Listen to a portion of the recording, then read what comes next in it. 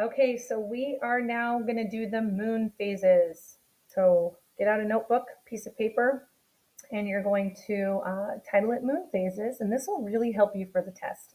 It really helps when I ask you specific questions about phases, and you're not quite remembering it, but the visual part of it will really help. So I'm going to slide it up so I have the middle showing to you guys. And to be honest, I just did this whole thing and my recording stopped in the middle and I finished the whole thing. So you could kind of see all my indents on here already from the last time I did this. So now I'm back again.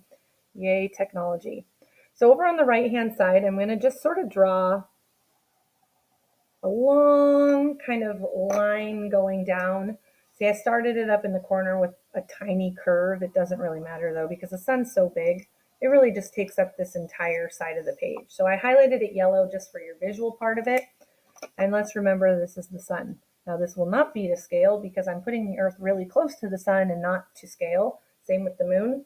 So just note that this is more a visual thing.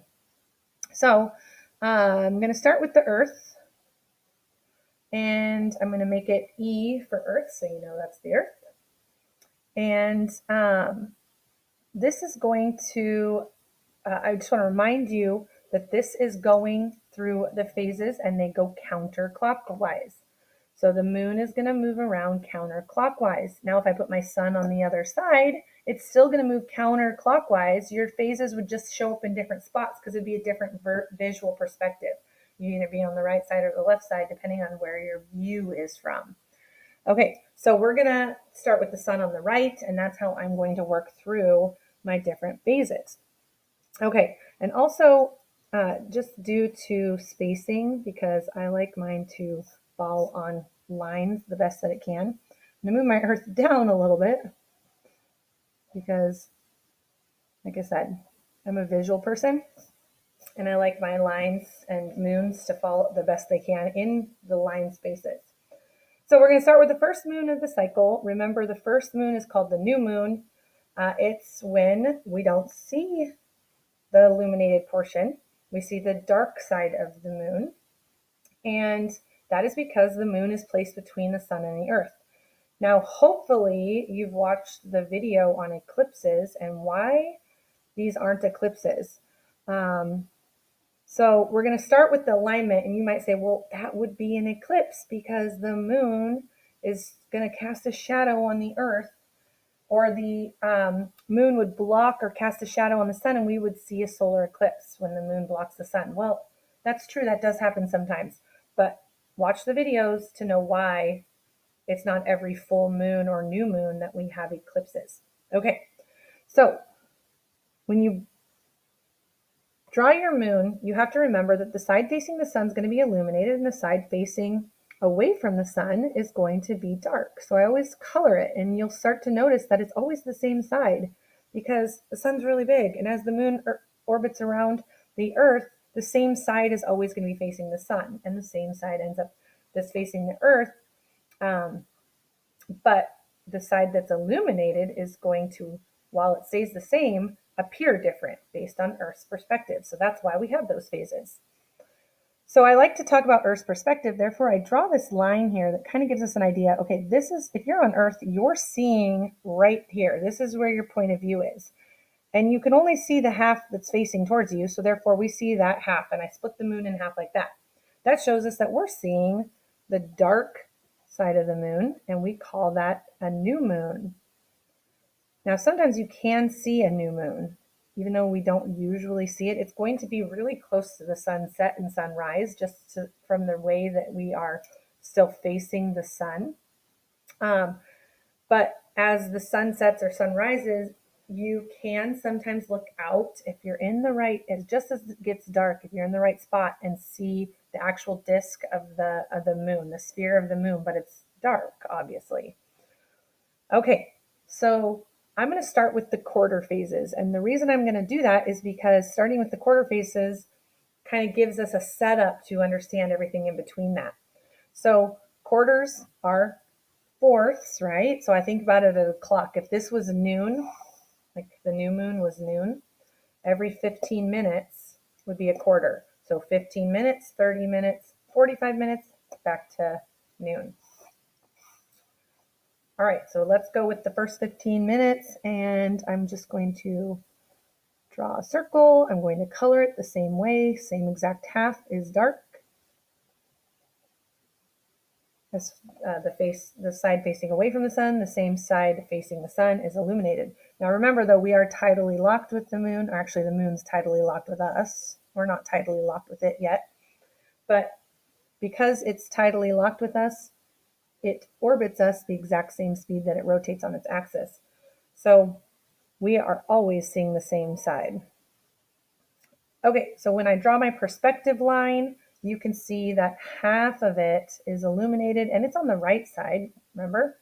So we call this, not third, we call this first. It's our first quarter, half moon. And so what this would look like to us is exactly that. It'd be half the moon illuminated. You know what I always have to do on half moons? For some reason I draw the circle too big. I have to draw the circle, cut it in half, and then erase the other half. Otherwise my circle's so smushed. There we go. There's my half moon. It's not very good. All right, so then I'm going to move to my next quarter moon. It's going to be exactly opposite of the new moon. It's going to be our halfway through the cycle. Side is illuminated facing the sun, and the other side is dark. Our view from Earth. And then I cut it in half for our perspective, and there we are at looking at our full moon. So we're still in alignment. Okay, again, this is when eclipse does not occur. So we're still in alignment, and you can see that the Earth is between the moon and the sun now. So why are we not getting a lunar eclipse here where the Earth's shadow is casted on the moon?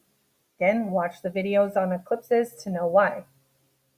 So we call this our full moon. And we would visually see this as literally completely illuminated. So the next and final quarter, so I like to count my lines, 1, 2, 3, 4, 5, and it's on the 6th line.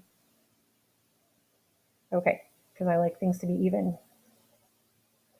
So I'm going to cut it in half and color it on the dark side. And I'm going to do my perspective line.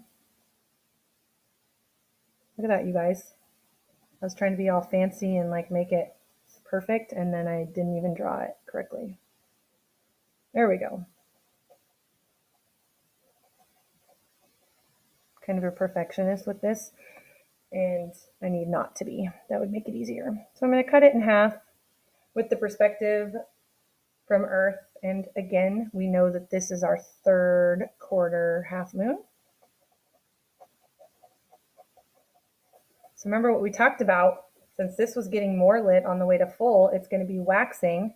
This getting less lit on the way to the new moon is going to be waning. So we talked about how the right side is illuminated on waxing. That means the left side is illuminated on waning. So I'm going to cut it in half and erase my right side. Okay, so the next thing that we want to do is fill in the phases in between. So we've got to do our crescent and gibbous moons. So our new moon was where we started, so let's go ahead and fill in between that. So I'm just going to kind of jump up a little bit from the new moon to make my crescent moon and make my circle.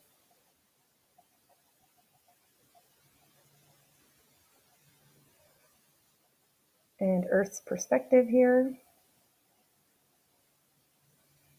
Cut it in half. Notice just a sliver of the lit up portion is showing for Earth. We know that it is getting more lit, so we call it waxing. It's also less than half lit, so it is crescent. And our view would just be a small sliver. We had a waxing crescent a few days ago. To what you guys are going to see this, when you guys are going to see this, it's going to be well on its way to a half moon. But yesterday, which was Thursday for us, for me anyways, it was a tiny, tiny waxing crescent. I knew it was waxing because it was on the right side. It was super small sliver, and it was right as the sun was like setting. It was just after sunset. The sun had gone down, but it was still light out. As you know, we call that dusk. And that's usually when you see the crescent moons because it's close to the sun. The earth, okay, is facing the sun at that time. So we're still kind of in an area where we'd be having the sun visible to us.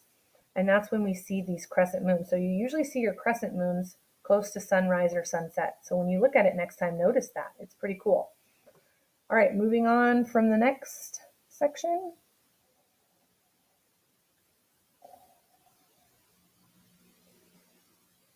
We're just going to draw another one, darken up the half that is facing away.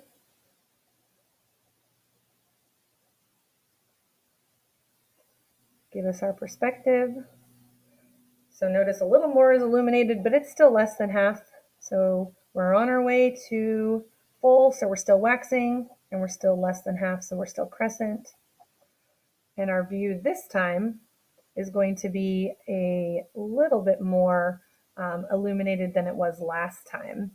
And due to my spacing, I didn't leave myself much space. My waxing crescent will be bigger than it was before.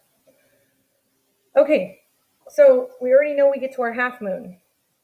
And then after the half moon, we start becoming more than half illuminated, but we're still going to be waxing. So we're going to move over to the next phase in the next quarter. So we're in quarter 2 now. And drawing our perspective lines. So we now see, when we look at the moon, we see more than half illuminated. It's still on the right side. So if you're looking at it, you can still see it's on the right side. We're going to call that waxing gibbous because it's more than half illuminated now. And it's still on its way to full, so it's still waxing. And a waxing gibbous would be just over half of it would be lit up. So I like to kind of draw my half and then just make sort of a curved line instead of a straight line for the waxing gibbous. I'm never good at drawing gibbous moons, by the way. That's one that I am like always squish the circle somehow. All right, next moon.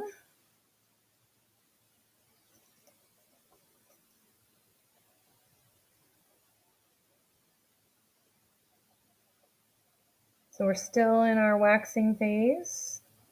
Still more than half lit, so we'll still be a waxing gibbous this time. So let's draw our perspective lines.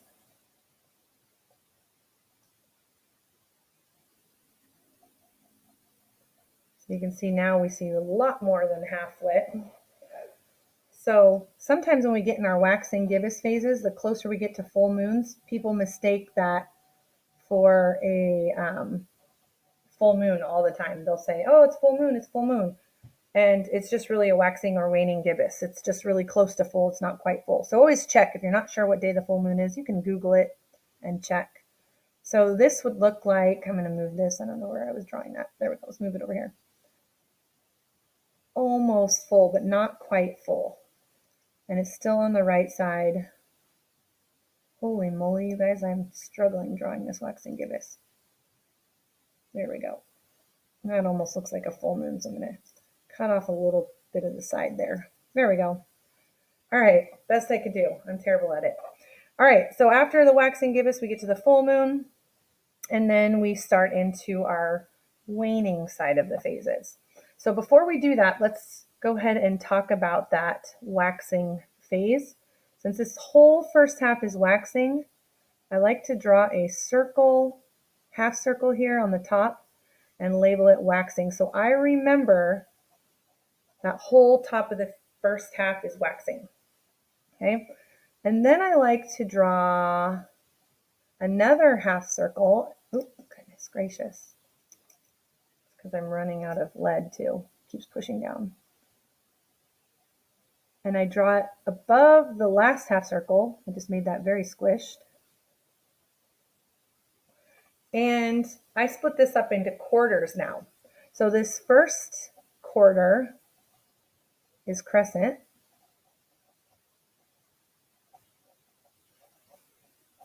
Trying to write on a curve. And this terrible curve that got super squished, which drives me crazy. What's funny is when I'm looking at it on paper, it doesn't look as bad. And then I look up on the screen, I'm like, ooh, that's really bad. Okay, so this is our gibbous side.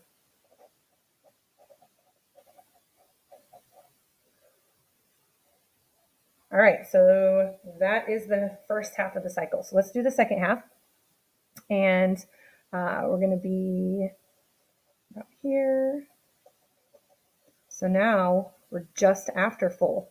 So we're still going to be more than half illuminated. This is probably the biggest mistake people make. After the full moon, they want to go back to crescent.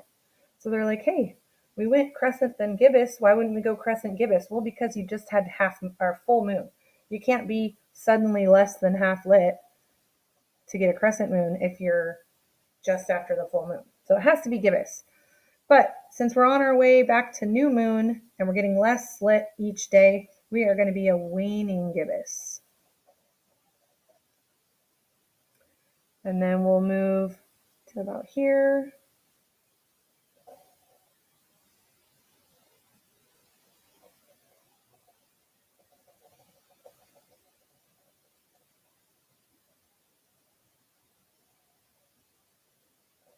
Split it in half. Okay, so we're still showing more than half lit up. And we're still waning. Oh, so I forgot to draw my waning gibbous here. So remember on the waning gibbous now, the left side is going to be the more illuminated portion. So it's going to cut off on the right side a little bit. Okay, so again, I'm terrible at gibbous moons, but there you go. So this here is the waning gibbous again. And this time it's going to look even a little bit more cut off, not quite half.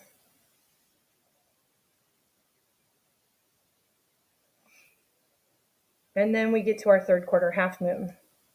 And so in between that, we're going to have our, now we're going to go less than half lit. We're still waning.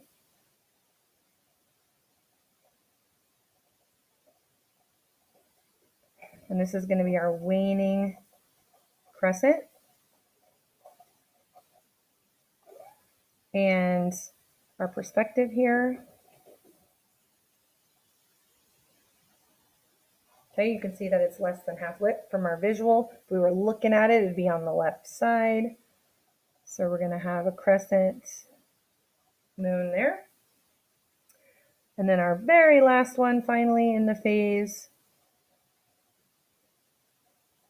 before we get back to new is one more waning crescent.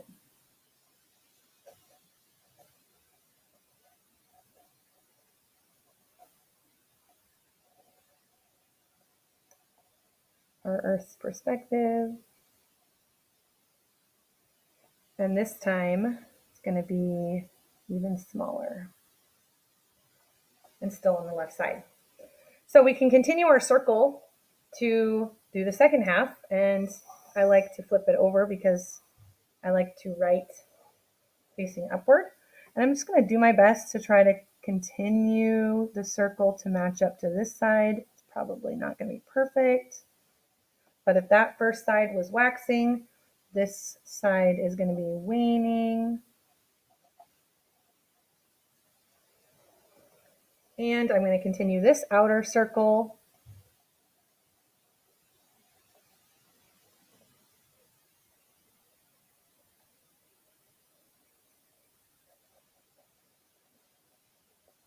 And remember, here's where that mistake keeps getting made. This first half over here after the gibbous is still gibbous. So we're at gibbous right here. And then we're at crescent on the other side. So if I flip it back over to show the whole diagram, Okay, you can see that it's broken down by halves, waxing and waning, and by quarters, crescent, gibbous, gibbous, crescent. All right, so that is it. And hopefully it recorded and I don't have to do it again.